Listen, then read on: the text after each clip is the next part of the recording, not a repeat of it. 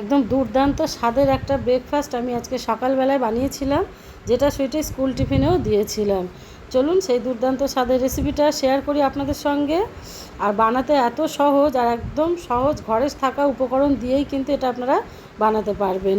তো নমস্কার বন্ধুরা, তিলোত্তমার ঘরকন্যা চ্যানেলে সবাইকে আবারও একটা নতুন রেসিপিতে সবাইকে স্বাগত জানাই। চলুন রেসিপিটা বানাই। দুটো সেদ্ধ আলু আমি করে রেখে দিয়েছিলাম রাত্রেবেলায়, তো সেইটা দিয়েই আমি বানিয়ে দেবো ওকে আজকে ব্রেকফাস্ট আইডিয়া।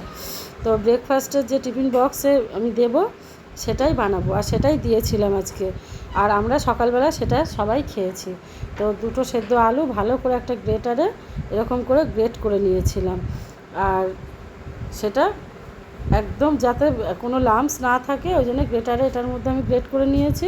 তাহলে পরে এই যে বানাচ্ছি যে টিফিন আইডিয়াটা, তাহলে আপনাদের বুঝতে সুবিধা হবে আর খেতেও ভালো লাগবে।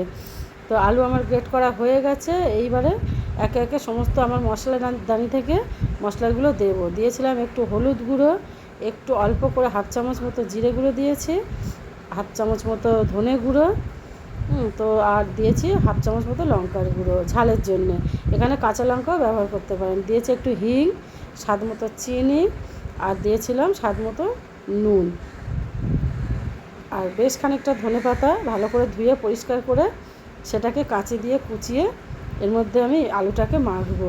খুব ভালো করে আলুটাকে মাখতে হবে, যাতে যে টিফিনটা আমি বানাবো তার মধ্যে যাতে কোনো লাম্পস না থাকে আলুর মধ্যে, সেই কারণে একটু আদা সেটাকে ওই গ্রেটারে গ্রেট করে দিলাম আমি।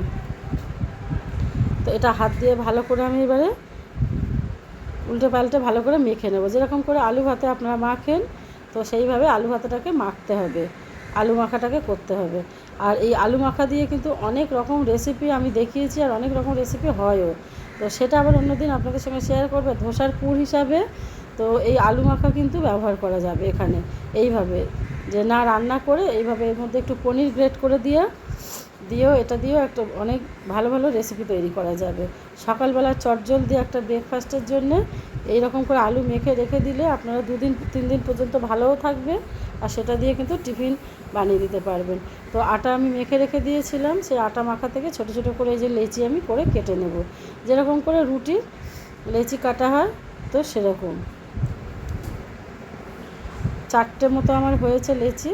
একদম সমান সমানই নিতে হবে, এখানে কোনো ছোটো বড় নিলে হবে না, 4টে লেচি যেন সমান হয়। এবার প্রথমে আমি একটা রুটি একটু আটার গুঁড়ো দিয়ে ভালো করে একটা রুটিটাকে পাতলা করে আমাকে বেলতে হবে, আর খুব পাতলা করেই কিন্তু আমি রুটিটাকে বেলবো, যাতে রুটিটা অনেকটা বড় হয় আর পাতলা হয়, যাতে পরে ক্রিস্পিও হয় খেতে।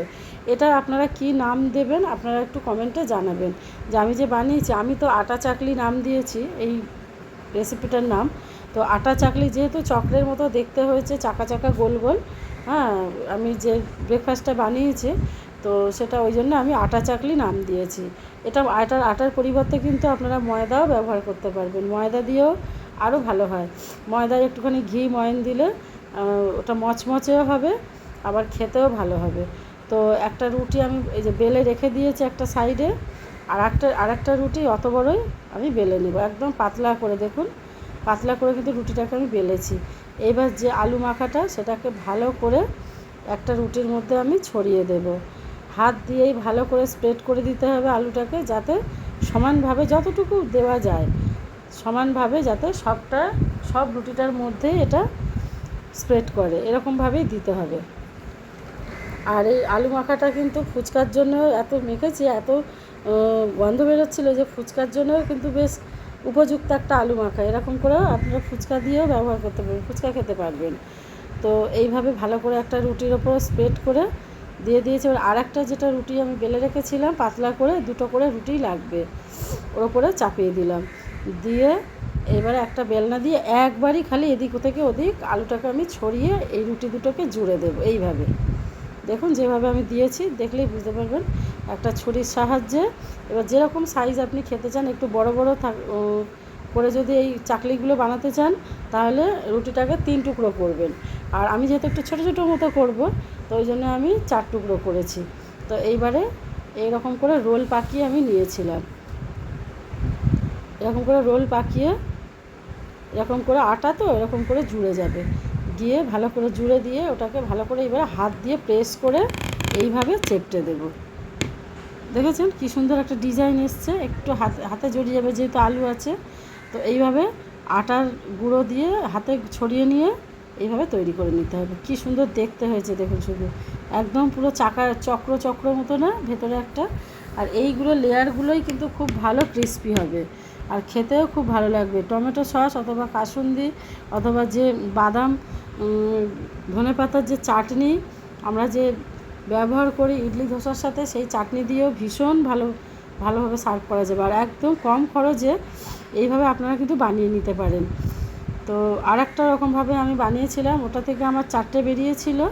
তো এটা একটু বড় বড় করে আমি তৈরি করব। আবারও রুটিটা সেম প্রসেসে আমি করে নিলাম, আলুটাকে স্প্রেড করে এটাকে একটু বড় বড় করে আপনাদেরকে দেখাচ্ছি। যে এই চাকলিগুলো একটু বড় বড় সাইজের হবে, যে যেরকম সাইজ খাবেন ততবারই ওই ছুরিটা দিয়ে ততবার দাগ কেটে কেটে এরকম লাইন টেনে নেবেন। ছোটো খেলে সরু সরু করে কাটবেন, বড় খেলে চওড়া চওড়া করে কাটবেন। তো এইভাবে এটা খুব বড় বড়, তবে যেটা দেখলাম আমি বড় বড় করে করলে দেখতেও ভালো হয়, খেতেও ভালো হয়।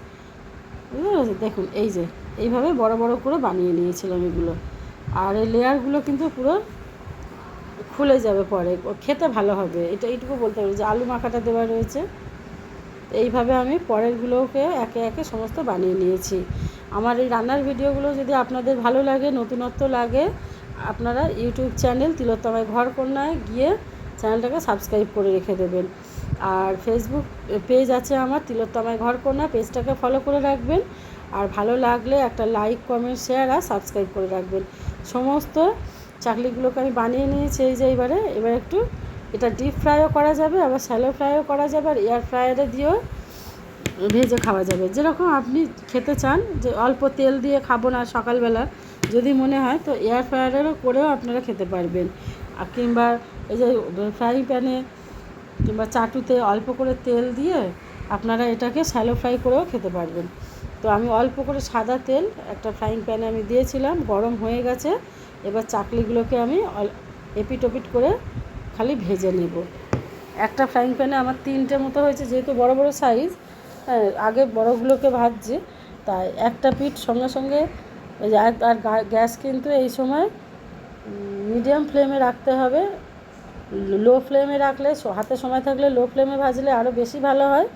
তো মিডিয়াম ফ্লেমে আমি এগুলোকে উল্টে পাল্টে ভেজে তুলে নিয়েছিলাম। একটু সাদা তিল ওপর থেকে ছড়িয়ে দিলে ভালো হতো, তা সে আমি মনে ছিল না, তা সাদা তিলটা দিতে পারিনি, ভুলে গেছিলাম। তো এইভাবে তৈরি করে দেখুন, উল্টেছি যখন রঙটা কী সুন্দর এসেছে না, দেখতে যেরকম লোভনীয়, খেতেও ওরকম টেস্টি হয়েছে। তো বাচ্চারা তো পছন্দ করবেই, বড়রাও পছন্দ করবে। সকালবেলা এরকম একটা টিফিন আইডিয়া যদি আপনাদের থাকে, তো এরকমভাবে বানিয়ে আপনারা খান, উপভোগ করুন। আর টমেটো সস দিয়ে কিন্তু খেতে পারবেন, কিছু যদি না থাকে। তো আগের ব্যাচ ভেজে নিয়েছি, পরের ব্যাচগুলো এইভাবে আমি একে একে ভেজে নিচ্ছি। তো আজকের মতো তাহলে রেসিপিটা এখানেই। দেখা হচ্ছে খুব শীঘ্রই পরের একটা ভিডিওতে আপনাদের সঙ্গে। আমার সমস্ত আলু চাকলিগুলো বা আটা চাকলিগুলো রেডি হয়ে গেছে। আপনারা কি নাম দেবেন কমেন্টে জানাবেন। আর ভালো লাগলে বন্ধুদের সঙ্গে শেয়ার করে রাখবেন। আজকের মতো তাহলে টাটা।